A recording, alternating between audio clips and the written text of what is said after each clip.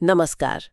आज हम व्यास जी की बताई उन कथाओं में गहरे उतरेंगे जहां कृष्ण और बलराम वृंदावन में थे। हाँ, और आज खास तौर पर दो राक्षसों के वध, धेनुकासुर, प्रलंबासुर। और वो इंद्र पूजा वाली बात, कैसे वो गोवर्धन पूजा में बदली। बिल्कुल।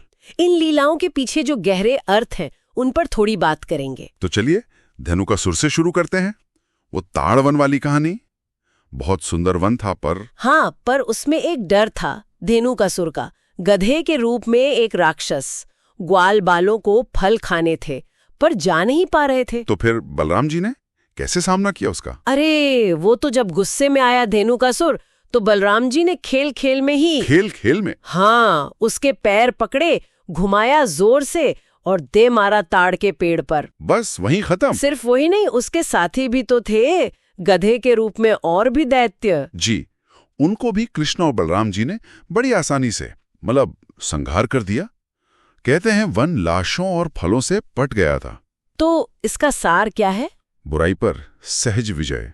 हाँ, और भक्तों के लिए, ग्वालों गायों के लिए एक सुरक्षित माहौल बनाना, डर खत्म करना, वन फिर से सुंदर हो गया। अच्छा, इसके बाद आता है किस्सा प्रलंबासुर का। वो जो ग्वाले खेल रहे थे, हरिणा क्रीडन। जी, हरिणा क्रीडन। उसमें नियम था कि हारने वाला जीतने वाले को पीठ पे बैठा कर ले जाएगा। और यही गड़बड़ हुई। बिल्कुल। प्रलंबासुर नाम का दैत्य वो ग्वाले का भेष बनाकर आ गया। अच्छा। और खेल में शामिल हो गया। हाँ, और जानबूझकर बलराम जी से हार गया ताकि उन्हें पीठ पर ले जा सके। फिर उन्हें लेकर भागा और अपना असली भयानक रूप दिखा दिया। तब बलराम जी को लगा कि ये तो धोखा हुआ। उन्होंने कृष्ण को पुकारा मदद के लिए। हाँ, पुकारा, पर कृष्ण ने सीधे मदद नहीं की।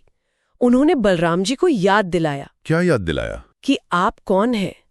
कहा, आप और मैं तो इस जगत के कारण हैं, पृथ्वी का भार उतारने आए हैं। उनके अपने स्वरूप का स्मरण कराया। ओह, आत्मस्मरण की शक्ति। बिल्कुल।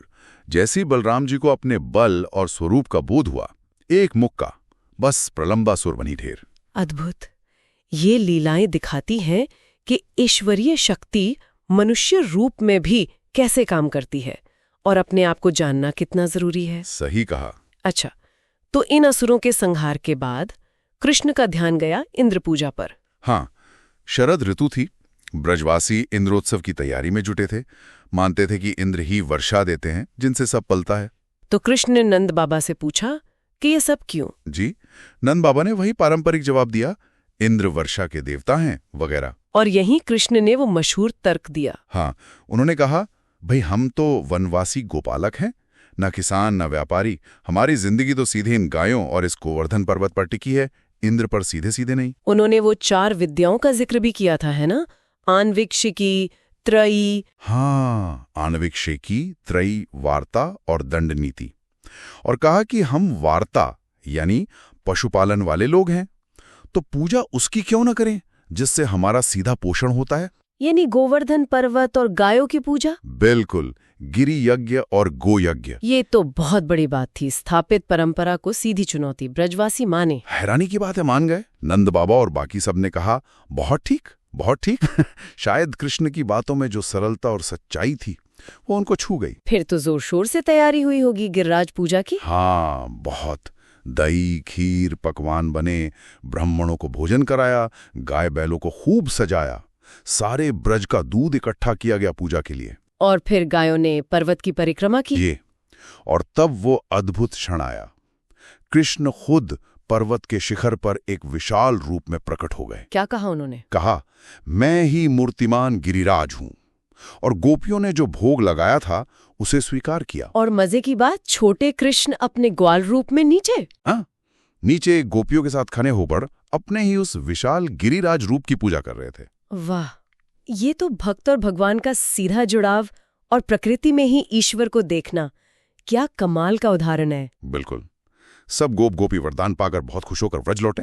तो संक्षेप में कहें, आज हमने देखा कि कैसे कृष्ण और बलराम ने असुरों का नाश करके सुरक्षा दी, और कैसे कृष्ण ने तर्क और प्रेम से एक पुरानी परंपरा को बदलकर जीवन के जो असली आधार थे, गिरिराज और गायें, उनकी पूजा शुरू करवाई। सही। और श्रोताओं के लिए एक विचार छोड़ जाते हैं। कृष्ण के इस तर्क पर सोचिए जरा। अपने जीवन के जो प्रत्यक्ष आधार हैं, प्रकृति, समाज, हमारे अपने कर्म, उनको पहचानना और उनका सम्मान करना कितना जरूरी है। शायद इसका महत्व आज भी उतना ही है ना? धार्मिक दायरे से बाहर भी।